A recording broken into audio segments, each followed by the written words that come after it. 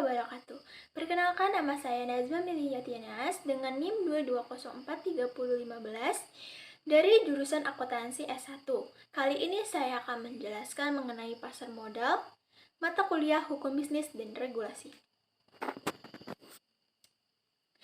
Pengertian pasar modal. Pasar modal atau biasa disebut dengan capital market merupakan suatu pasar yang mengatur keuangan untuk melakukan dana secara jangka panjang.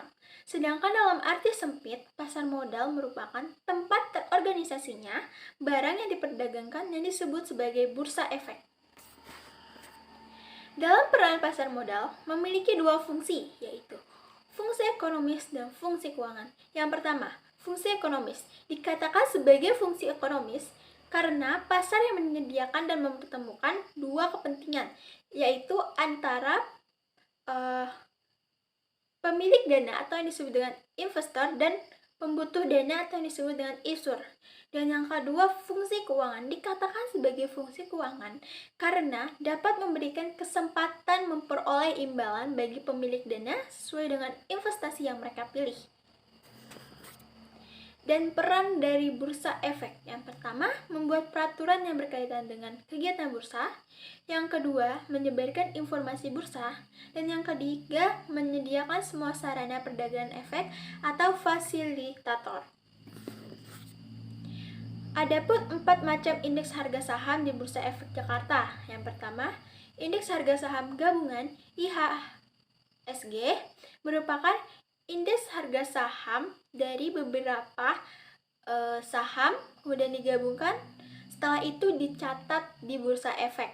Dan yang kedua yaitu indeks sektorial atau yang disebut dengan JASIKA, merupakan indeks harga saham sesuai dengan harganya dan komponen-komponennya. Dan yang ketiga yaitu indeks LQ45, merupakan indeks harga saham di mana 45 sahamnya merupakan ilegal. Dan yang terakhir yaitu indeks individual, merupakan indeks masing-masing sesuai dengan harga dasar saham tersebut.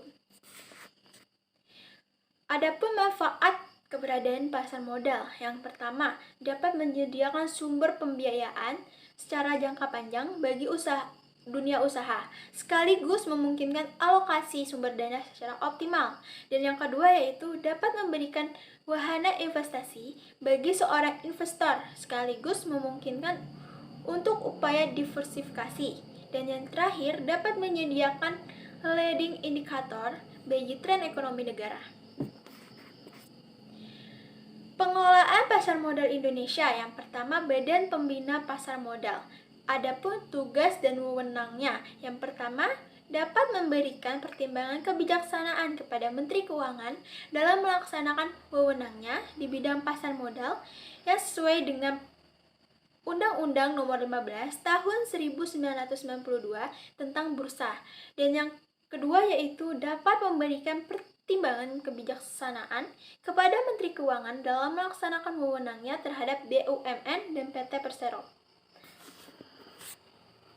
Dan yang kedua yaitu Badan Pengawas Pasar Modal atau BAPEPAM. Tugas dan wewenangnya yang pertama, melaksanakan pembinaan serta pengawasan terhadap kegiatan sehari-hari pasar modal. Dan yang kedua, mengikuti perkembangan serta mengatur pasar modal. Dan yang ketiga, memberikan pendapat kepada Menteri Keuangan tentang pasar modal. Adapun macam-macam lembaga penunjangan pasar modal. Yang pertama, lembaga penunjangan pasar perdana. Yang kedua, lembaga penunjang dalam emisi obligasi. Dan yang ketiga itu lembaga penunjang pasar sekunder. Di dalam lembaga penunjang pasar perdana ini terdiri dari konsultan hukum, akuntan publik, notaris, dan sebagainya. Lembaga penunjang dalam emisi obligasi ini terdiri dari wali amanat, penunjangan, dan yang terakhir yaitu agen pembayaran. Dan yang ketiga yaitu lembaga penunjang pasar sekunder yang terdiri dari perusahaan efek, kemudian perantara perdagangan efek, dan pemegang efek, dan sebagainya. Pengertian go publik. Go Public merupakan perusahaan yang menawarkan saham kepada masyarakat. Di dalam menawarkan saham kepada masyarakat, maka perusahaan itu termasuk dalam perusahaan terbuka atau publik.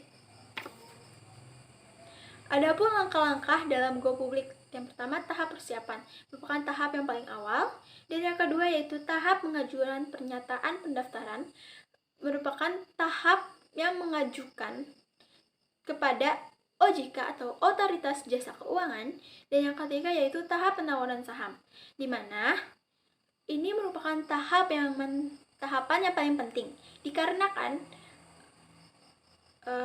mempengaruhi kepada masyarakat terhadap penawaran saham yang dilakukan. Dan yang terakhir yaitu tahap pencatatan saham di Bursa Efek. Setelah melakukan penawaran saham, maka dicatat di Bursa Efek. Persoalan hukum dalam perdagangan di pasar modal. Hukum modal merupakan suatu hukum yang mengatur hubungan hukum yang di dalamnya terdapat investor dengan emiten melalui Bursa Efek sebagai media tempat bertemu. Tujuan daripada persoalan hukum dalam perdagangan pasar modal, investasinya yaitu bersifat jangka panjang.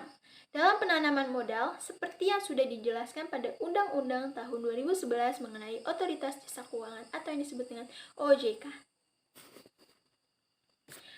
Terima kasih. Itu saja yang dapat saya sampaikan dan jelaskan. Saya mohon maaf bila terdapat materi yang kurang atau bahasa saya yang berbelit-belit. Saya mohon maaf. Sekian, terima kasih. Wassalamualaikum warahmatullahi wabarakatuh.